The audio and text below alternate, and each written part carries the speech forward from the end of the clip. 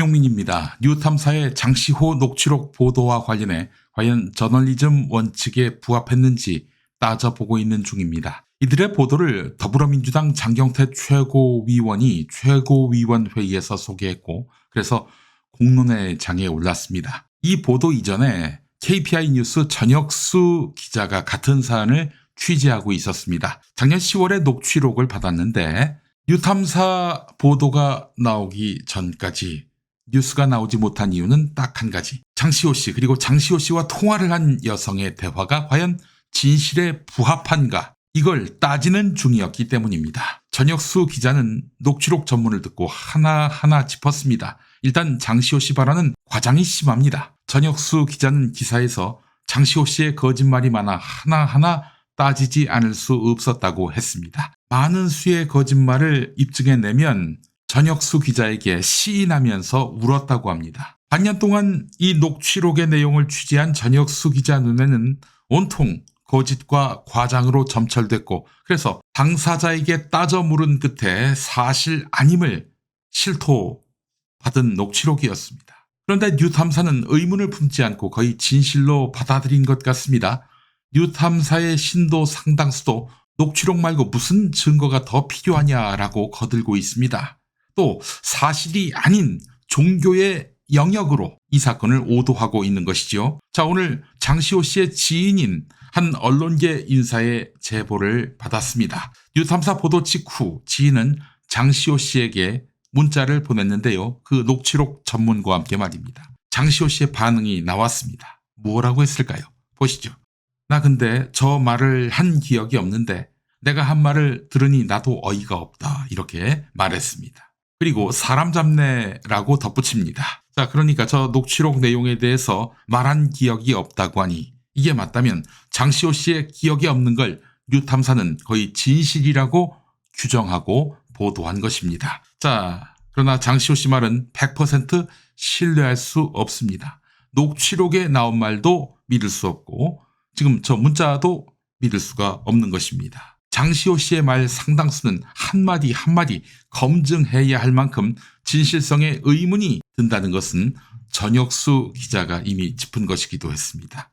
자, 그래서 이 문자 발언도 있는 그대로 믿을 수가 없는 것입니다. 다만 이 발언에서 우리는 두 가지 행간의 사실을 유추할 수 있습니다. 녹취록을 입수하고 보도하기 전에 뉴탐사가 장시호 씨를 접촉했다면 이런 반응이 나올 수가 없기 때문입니다. 또 한 가지, 장시호 씨는 녹취록의 내용과 달리 지난해 11월 8일 전혁수 기자에게 김영철 검사와의 불륜이 없었다, 깊은 관계는 아니었다 라고 이야기했습니다. 아울러 이 문자를 보면 뉴탐사가 공개한 자기 발언에 대해서 어이없다라고 부인하고 있지요. 따라서 장시호 씨는 나중에 법정에 불려가서 증언할 때 뉴탐사에게 이로운 발언을 할 가능성은 대단히 낮아 보입니다. 자, 그렇다면 뉴탐사는 장시호 씨와 김영철 검사 사이에 직접적인 불륜 증거를 확보하지 못하는 이상 민형사상 소송에서 매우 난처할 수 있습니다. 또한 보수 여권의 역공의 빌미를 제공할 가능성도 큽니다. 자, 그때도 청담동 술자리 사건처럼 김영철 검사에게 불륜이 없었음을 스스로 입증하라, 이렇게 나올까요? 사실 녹취록에는 장시호 씨와 김영철 검사의 부적절한 관계를 의심할 발언들이 제법 있는 것으로 알려졌는데요. 그런데 이걸로 불륜을 추단하면 안 되지요. 녹취록에는 김영철 검사 목소리가 나오지 않습니다. 장시호 씨와 장시호 씨의 지인만 나올 뿐입니다. 녹취록 이후 장시호 씨는 김영철 검사와 마찬가지로 모든 불륜 관계를 부인하고 있습니다. 게다가 장시호 씨 문자를 공개한 언론계 지인은 장시호 씨가 이성관계가 있었다라는 주장은 믿으면 안 된다, 이렇게 귀뜸했습니다. 허언과 과장이 많다는 이야기입니다. 전에도 다른 남성을 두고 진한 사이다, 이렇게 말한 적이 있었다고 하는데 거짓으로 드러났다는 것이죠. 자, 그런데 여기서 매우 심각한 문제가 있습니다. 장시호 씨와 통화했던 그 당사자는 녹취록을 뉴탐사에게 넘겨준 일이 없었던 것으로 확인됐습니다.